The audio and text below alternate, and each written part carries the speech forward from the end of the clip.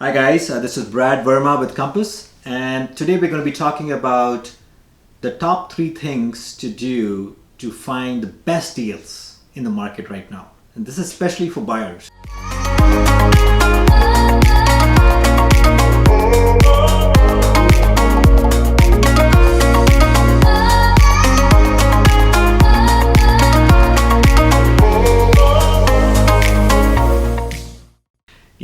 I work with a lot of buyers in the Silicon Valley, and a lot of people just simply rely on either themselves or their agents looking on the MLS or through Zillow or through Redfin to look at what's on the market. And I'm here to tell you that there are so many other ways that you can try and find properties and also negotiate and get the best deal. So here are the top 3 ways to get the best deals in the market right now. And if you want to know more information about this, you can reach me, and I would love to kind of expand on each one of these tactics a little bit more. So number one thing that I want you to keep in mind is that what you see on these different websites is not all that is there for sale. Let me repeat it again. So what you see on Zillow, Redfin, and even the MLS, what you see is not everything that is available for sale. The reason why I'm saying that is because there's a lot of properties that are currently off market that are either off market because the sellers don't want to have it listed on the MLS, or they're off market because they are currently being prepped up. They are going to be coming soon. So you are losing out on a lot of properties if you're just simply relying on those tools. And sometimes you may find a really great deal or a really good house even before it comes on the market. So what do you need to do? Well, you need to get an agent that'll help you not only look for houses that are on the market, on the MLS or on Zillow and Redfin and all these sites, but who's going to aggressively look for you and find you the house, including any houses that are off market or that are coming soon. As part of being a member of Compass, I have access to all the coming soons that are going to be coming on the market within the Compass network. And what that does is it gives my buyers an advantage to choose from not only what's in the market, but what's going to be coming in the next few months. So you have a really big advantage by looking at all the inventory, and sometimes you can even make an offer before it's on the market or when it's off market, and try to get a really good deal. So that's number one, is to make sure that you not just focus on what's on the market with all these different websites, but having your real estate professional, if you have somebody already, ask them, hey, are you going to show me off market? And if you don't have a really good real estate agent, then try to get somebody who has a really good, strong understanding of the market and can help you find off-market properties.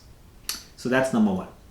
Number 2 is you need to have a really clear idea of what it is that you want. And what I mean by that is sometimes people start looking at houses and on these websites without really knowing what they want. And what that does is the agent that you're working with has no idea what you're looking for except for just how many bedrooms or bathrooms. And if you haven't taken the time to define exactly what you're looking for, it's going to be really hard to identify that property if you haven't taken the time to really have that written down and really identify what it is that you want. So, what I do with all my clients, all my buyers, is I do a thorough buyer consultation. And I spend a lot of time just understanding what their buying patterns have been in the past. What are the top things that they really like to have in the new house? And you'd be surprised, when you do all that stuff, when you do all that homework, what actually uncovers. People have so many different ideas in their mind, and they never take the time to actually sit down and put it on paper and really prioritize. And that is not going to be productive for you, because what is going to happen is, as you continue to look at houses, you're like, no, I don't like this because of this, I don't like this because of that, or this doesn't have that, but you haven't taken the time to really prioritize and really understand what it is that you're looking for.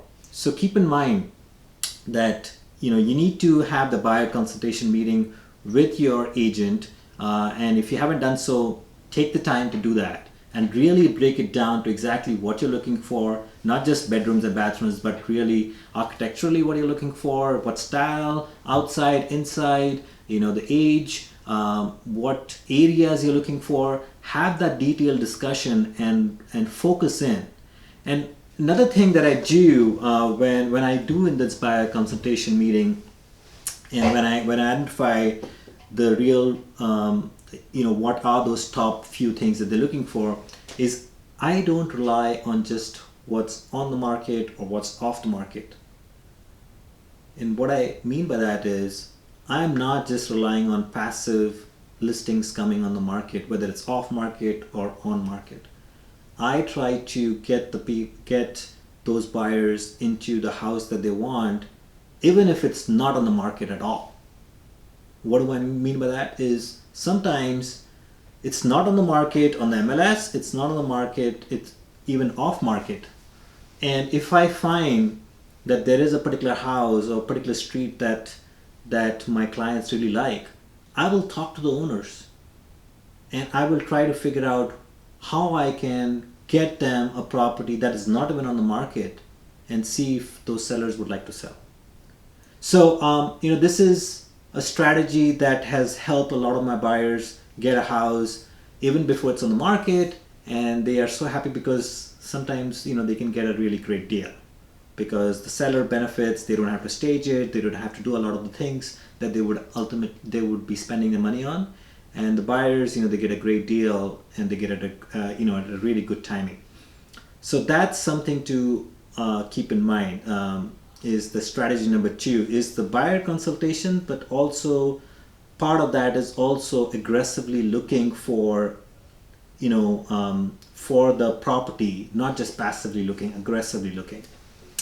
Number 3, and this is one of the biggest ones that I think most of the agents miss. What it is you found your dream home, or you found something that you really love, and you figured out the comps and everything, and you just present the offer and you send the offer with an email. Most of the agents, they don't take the time to really present in person, and that's where number 3 comes in. I like to present all my offers in person, and there's a reason for that. If you're presenting in person the offer that you have, the sellers can see, and they can see what it is that the party is presenting, but also they get to hear the story behind it.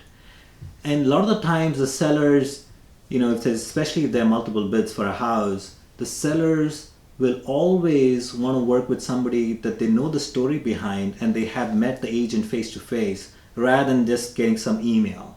And my goal is to always present in person, and I always like to meet the seller if possible, if not at least the listing agent, and convey everything to them in person, including all the paperwork, all the offers, details.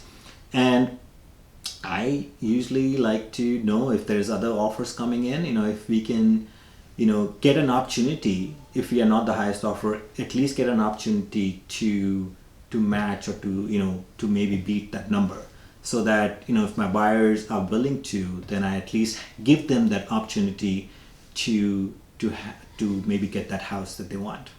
So that was the third one, is like just presenting the offers in person, and presenting with the story, and making sure that the sellers know who's really buying the house, because ultimately not sellers are obviously driven by the highest price. We all know that, right? But besides that, there is some emotional component to it too. They would love to sell it to a house, to a family, with a story, and so that's my tip number 3. So those are the top 3 ones that I'd like to I want you to keep in mind when you're buying. Just keep those top 3, and that'll really help you negotiate the best possible price, get you the house that you want.